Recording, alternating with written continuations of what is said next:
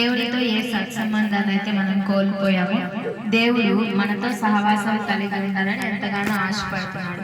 అయితే వాటన్నిటిలో నుంచి కూడా మనం తప్పిపోయినప్పుడు పాపం ద్వారా, శాపం ద్వారా, వ్యసనాల ద్వారా దేవుడికి మనం దూరమైనప్పుడు అయితే దేవుడు మనల్ని విడిచిపెట్టలేదు.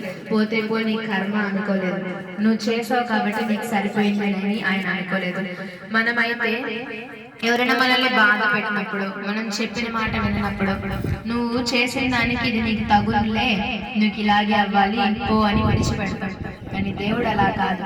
ఆయన మనల్ని ఎంతగానో ప్రేమించి వాళ్ళు ఏం చేస్తున్నారో వాళ్ళకి తెలియదయ్యా అని క్షమించి మన ప్రతి పాపంలో నుంచి, ప్రతి శాపంలో నుంచి మనల్ని విడిపించి ప్రతి బాధ, ప్రతి రోగం, ప్రతి ఒక్క స్థితిగతి ఎందుకు మనకు క్షమాపణ కావాలి అంటే క్షమాపణలోనే జీవితం ఉంది. మన కుటుంబీకులు, మన స్నేహితులు మనం చేసిన తప్పులు క్షమించలేకపోతే మనం చాలా కుమిలిపోతూ ఉంటాం. ముఖముఖాలు చూసుకోలేం, ముఖం చల్లదు ఇంకా చూడడానికి ఏమైనా పొరపాట్లు చేసినప్పుడు. అలాంటిది యుగ యుగాలు కూడా మనము చనిపోతాం ఒక రోజు ఖచ్చితంగా. కానీ మన శరీరాన్ని కాలుస్తారు, లేదంటే పూడుస్తారు. కానీ మన ఆత్మకు చావు లేదు. ఆత్మ యుగ యుగాలు బ్రతికే ఉంటుంది. అయితే దేవుడి దగ్గరకైనా వెళ్ళాలి, లేదా నరకానికైనా వెళ్ళాలి.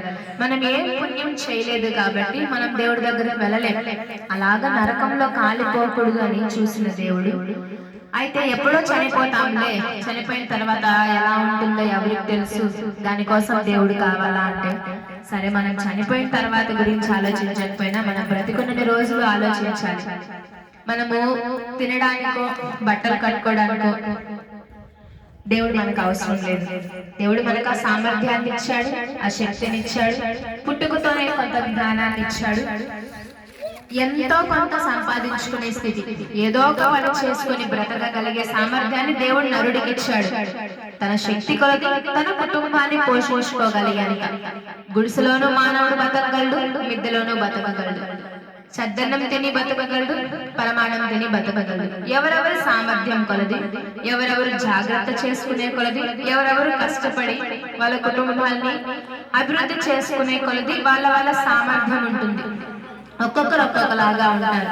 కానీ దీనికోసం అయితే దేవుడు మనకు అవసరం లేదు.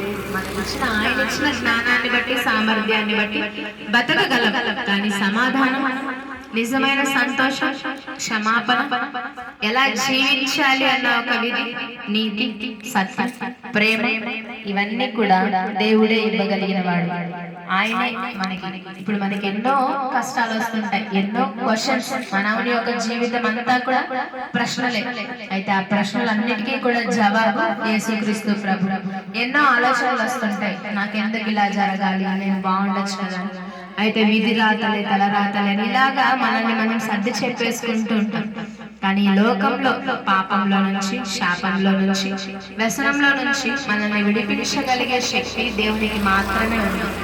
ఇవన్నీ కూడా మన కోరికలు, మన ఆశలు, ఇవన్నీ కూడా మనల్ని బంధించేసి ఉంటాయి.